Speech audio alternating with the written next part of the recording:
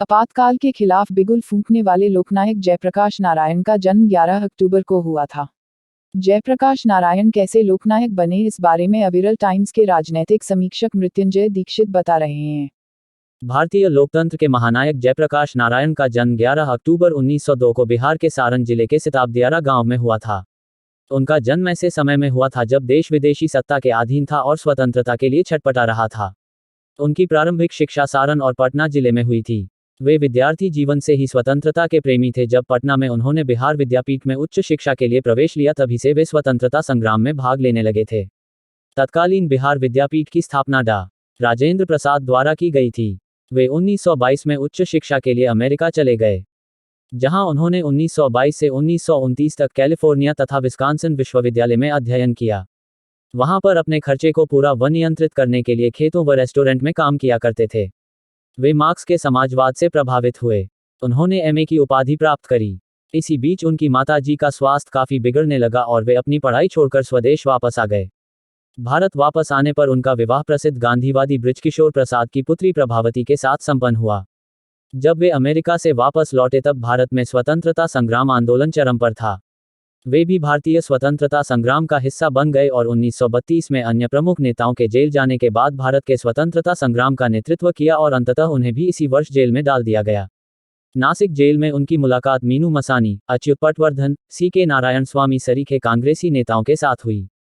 Jail में चर्चाओं के बाद कांग्रेस सोशलिस्ट पार्टी का जन्म हुआ। यह पार्टी समाजवाद में विश्वास रखती थी। 1939 में उन्होंने अंग्रेज सरकार के खिलाफ लोक आंदोलन का नेतृत्व किया। सबसे बड़ी बात यह है कि जयप्रकाश स्वतंत्रता संग्राम के आंदोलन में हथियार उठाने के पक्षधर थे।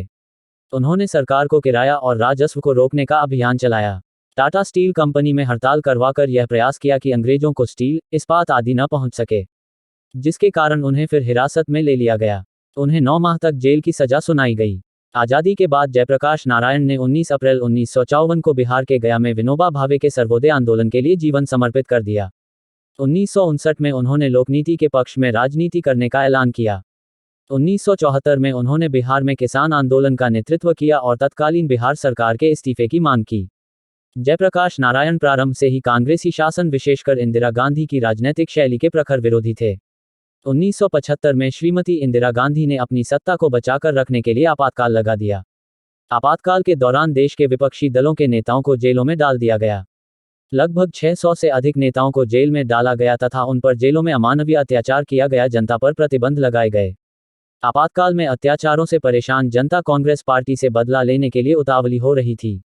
जनता व नेताओं को अत्याचारों से मुक्ति दिलाने के लिए जयप्रकाश नारायण ने अथक प्रयासों से विपक्ष को एक किया और 1977 के चुनावों में देश को पहली बार कांग्रेस से मुक्ति मिली। लेकिन भारत के दुर्भाग्यवश उनका यह अथक प्रयास बीच में ही टूट गया और पहली गैर कांग्रेसी सरकार बीच में ही बिखर गई, जिससे उनको मानसिक डैक पहुंचा। लोकनायक जयप्रकाश नारायण संपूर्ण क्रांति में विश्वास रखते थे। उन्होंने बिहार से ही संपूर्ण क्रांति की शुरुआत की थी। वे घर घर क्रांति का दिया जलाना चाह रहे थे। उनका जीवन बहुत ही संयमित व नियंत्रित रहता था। वे राजनीतिक जीवन में उच्च आदर्शों का पालन करना चाहते थे, लेकिन उनके आदर्श विचार देश के कई राजनीतिक दलों को रास नहीं आ रहे थे। आज बिहार के अधिकांश नेता लालू प्रसाद यादव, नीतीश कुमार, रामविलास पासवान आदि कभी जयप्रकाश आंदोलन के युवा नेता हुआ करते थे। 15 जून 1975 को पटना में ऐतिहासिक रैली में जयप्रकाश ने संपूर्ण क्रांति का आह्वान किया था।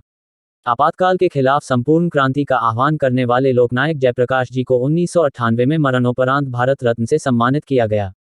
लोकनायक जी को 1995 में मैग्सेसे पुरस्कार प्रदान किया गया। जब 8 अक्टूबर 1979 को उनके निधन पर 7 दिन का राजकीय शोक घोषित किया गया।